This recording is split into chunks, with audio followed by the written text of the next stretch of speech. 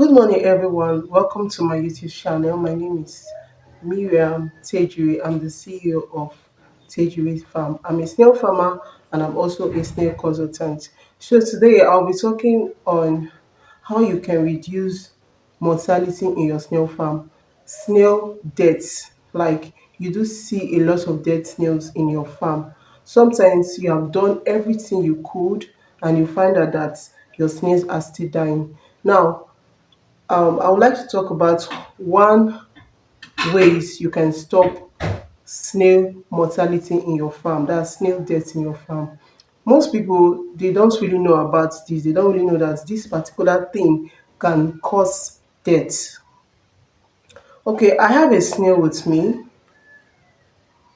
I have a snail with me. This is it. Can you see the snail? You can see that um, there's a kind of bite inside the snail. You can see it. Can you? So this is a dead snail that was beaten. In fact, it was eaten because it's not just that the snail just were just beaten, but it's like something ate the flesh. Yeah, this is cannibalism in snail farming. A lot of people don't know that snails cannibalize. What is cannibalism? Cannibalism is simply snails eating themselves. You can see two or three snails trying to eat one snail, or even one snail can prey on the other snail. They'll eat it. Sometimes they can just bite it a little and they'll stop there. While sometimes they can eat the flesh completely, and this can lead to mortality. Some people will see a kind of bite on their skin and they'll say, but I actually close every opening in the pen. So why is there still bites in the pen? It might not be ants, it might not be reptiles, it might be that your snails are cannibalizing. And what causes cannibalism in a snail farm? Cannibalism occur mostly in the trench system. That does not mean that it does not occur in the greenhouse, but it occurs mostly in the trench system because in the trench system, the snails are packed in a confinement and they live together. They are always together. But in the greenhouse, you can see that the snails can move about. That is, if the greenhouse is not congested, if the stocking capacity is in the right way, you find out that cannibalism will be reduced. But there are other things that can cause cannibalism in the greenhouse. For today, I'm going to talk about the cannibalism as regards the trench system, that's the cage system. So, what causes cannibalism? Number one, it may be that your snails are lacking calcium. How do you know? Maybe there's not enough calcium in the soil, in your feed, or whatever. There might be no calcium enough for them. Now, sometimes you might even have calcium in your pen, but there is always one or two snails that want to eat themselves. Yeah, there's always one or two snails that want to cannibalize. Is normal in a snail farm. You cannot eradicate cannibalism, but you can control it. You can reduce it in your snail farm. Another thing that causes cannibalism in the snail farm is maybe the snails they don't like the kind of food you gave to them. Maybe today you served pawpaw leaves and they don't eat it very well. The next day you also put that same pawpaw leaf in the pen for them and they don't eat it. The next thing they will do is that they'll start cannibalizing. Sometimes you can even give them watermelon and you find out that after eating the watermelon you see dead snails in your pen. You see, water leaf and watermelon dey increase the cannibalism spirit in snails. That is why if you are giving snails water leaf or watermelon, you should ensure that it is sufficient for them. Ensure that it's sufficient for them. If it's not sufficient for them, after eating the watermelon or the water leaf, they will start cannibalizing because it's not sufficient for them. So if you are putting food like watermelon or water leaf, you ensure that you give them enough that is okay for them so that they will not start cannibalizing. And then one thing I observe about snails when they are eating watermelon and water leaf is that it's never enough for them. Even when they are filled, they will keep eating.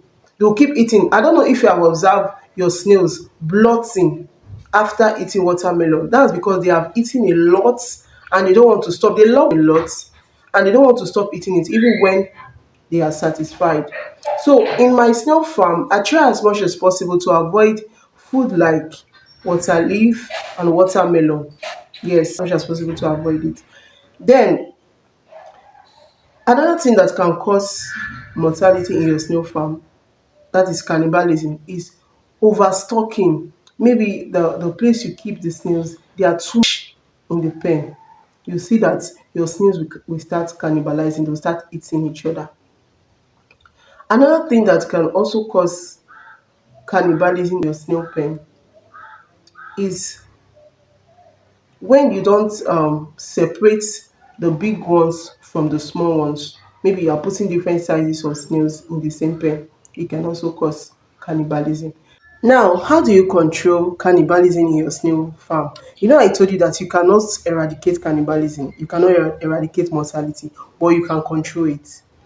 I'll also be talking more ways you can prevent and reduce mortality in your snail farm, but this is one of them. So guys, if you have not liked my video, if you're not a subscriber, subscribe to this YouTube channel. What we do here is practical knowledge, not knowledge on Google. It's practical knowledge from a snail farm. So you are going to benefit a lot from this channel. So don't forget to subscribe and share this video. Thank you so much. So let's go back to the video. How do you control cannibalism in your snail farm? Number one, observation. You have to observe your snails, especially at night. If you're a snail farmer and you don't go to your farm at night, then I don't know what you're doing. It is at night you will see some things that you have not seen before. There was a time I went to my snail farm in the night and I saw rats eating my snail feed. Like the feed I gave to the snails, I saw rats eating it. If I did not go to the farm that night, how will I know that it's not my snails that is eating the feed? And even after eating the feed, those snails they will still bite those rats, they will still bite the snails. So you have to be observant. Always check your snails at night.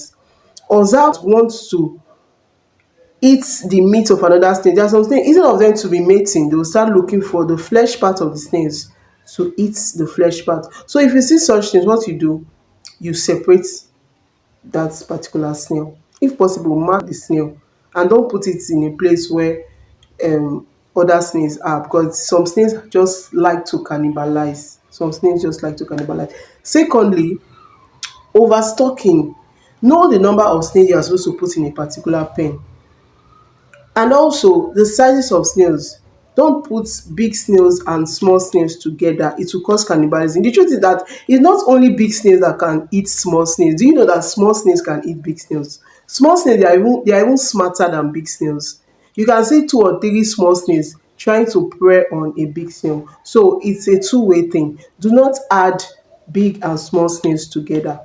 Okay, separate your snails, make sure that they are same sizes, except they are using the greenhouse, then you can put different sizes of snails together, although it's not advisable, but at least it's still preferable than putting different sizes of snails in the pen. In the greenhouse, they have the opportunity to move around, go to where they like, but in the pen they are always together. And thirdly, observe your snails if they are eating the food that you gave to them. If you put pawpaw leaf today and you find out that they did not eat it well, just know that cannibalism is bound to happen. When snails don't like the food that you're giving to them, they start to look for alternative sources. Calcium is very important in a snail farm. You can apply calcium in your water, the water you give to your snails. You can, if you are giving vegetable, you can sprinkle calcium on the vegetables. And also your soil, ensure that your soil has snails, they try to eat the soil, and when they don't have the required nutrients, they start cannibalizing. You know, some of us, we sterilize our soil before we use them. So during the process of sterilization, you find out that some of the nutrients that your snails need are no longer there, so you have to replenish those nutrients. And in my other videos, I'll be talking about the sources of calcium that you can use in your snail farm. So if you feel that this video is helpful, please subscribe, like, share, comment, and trust me, I'm going to give you first-hand knowledge on snail farming. I've been into snail farming for more than 8 years now. I have practical experience on snails. Okay, so if you keep on encouraging me, I'll keep on giving you successful tips to profitable snail farming. Thanks for watching. Do have a lovely day. Bye.